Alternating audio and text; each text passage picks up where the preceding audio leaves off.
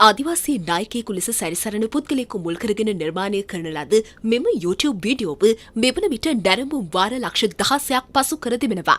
ආදිවාසී පරපුරේ සංස්කෘතිය විකෘති කරමින් සහ ඊට නිගාවන ලෙස නිර්මාණය කර ඇති මෙම වීඩියෝව ව්‍යාපාරික අරමුණින් මුදල් ලිපීම සඳහා නිර්මාණය කළ එකක් බවයි ආදිවාසී නායක ඌරුවරිගේ වන්නිලැතන් පවසන්නේ. මේ තුළින් ආදිවාසී පරපුර හා සංස්කෘතියට සිදු කරන ලද අපහාසය වෙනුවෙන් වන්දි මුදලක්ද ඉල්ලා නොබෝ දිනකදී අධිකරණය ඉදිරියේ නඩු පවරන බවයි ආදිවාසී නායකයා වැඩිදුරටත් කියා සිටියේ.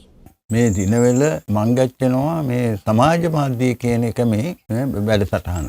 ඒතන මේ ඇත්තන්නේ පරම්පරාව සම්බන්ධව තමයි මේ පරම්පරාවේ නායකයෙක් හැටිමට මොන එකෙක් හරි තිබාගෙන ලොකු වෙලදාමක් මන්දු කරනවා. හැබැයි මේතන ඇයිරකොලට මන්දු කරලා දින පොජ්ජ දෙකමකින් තුනකමකින්ම ඇත්තෝ ඒ වැඩ පොජ්ජ මන්දු කරන මිනික් ගජ්ජට කතා දැම්ම. ඉතින් කතා දමනකොට කතා දමනවා මාධ්‍ය නිදහස තිබෙනවා ඕන එකක් මන්දු කරන්න ඒතන ඇත්තකයි. හැබැයි මොනම ජාතියකට හරි පරපුරකට හරි හානියක් වෙනවා නම් ඒ වැඩ පොජ්ජ මන්දු කරන්න අයිතියක් උදුයි. ඒතන මේ ඇත්තෝ පැහැදිලි තැන මන්දු කෙරුවා. ඉතින් ඒ පැහැදිලි තැන මන්දු කෙරුවත් තවමත් ඒ ඇත්තෝ මේතන නතර පොජ්ජ මන්දු කරලා උදුයි. ඒ ඇත්තන්ට උමනාව තිබෙන්නේ රටට හරි ජාතියකට හරි පරපුරකට හරි මොන එක මන්දු වුණත් හොඳමයි. ඒ ඇත්තන්නේ මලු පොජ්ජට වාසියක් මං ගච්චෙනවා නම් ඒතන තමයි ඇත්තෝ බලාපොරොත්තු වෙන මන්දු වෙන්නේ. මේ ඇත්තන්නේ පරම්පරාවේ භාෂාව සිරිත් විරිත් ඒ හැම එකමක්ම විනාශ වෙන මන්දු වෙන හැටිමට තමයි මේතන මන්දු කරලා තිබෙන්නේ. ඒ කතා දමන එළමඤ්ඤා පොජ්ජ කියලා කතා දමන්නේ මොන එකද කියන එකමවත් හිටලාන්නකොද. පොජ්ජ කියලා මේ භාෂාවෙන් පොජ්ජ කියන්නේ මොන එකද කියන එකමවත්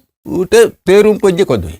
යුතුයකමක් හැටිමට මේ ඇත්තෝ දැනුවත් වෙන මන්දු කරුවා. මේ ඇත්තෝ දැන් බලාපොරොත්තු වෙන මන්දු වෙනවා. ඒ ඇත්තන්ට විරුද්ධව අධිකරණයට මං ගෙච්චලා මේ ඇත්තන්නේ පරපුරට මේ පරම්පරාවට මන්දු වෙන අපකීර්තිය ගැන මේ ඇත්තෝ මේ අධිකරණේ නඩුවක් මන්දු කරන්න බලාපොරොත්තු වෙන මන්දු වෙනවා.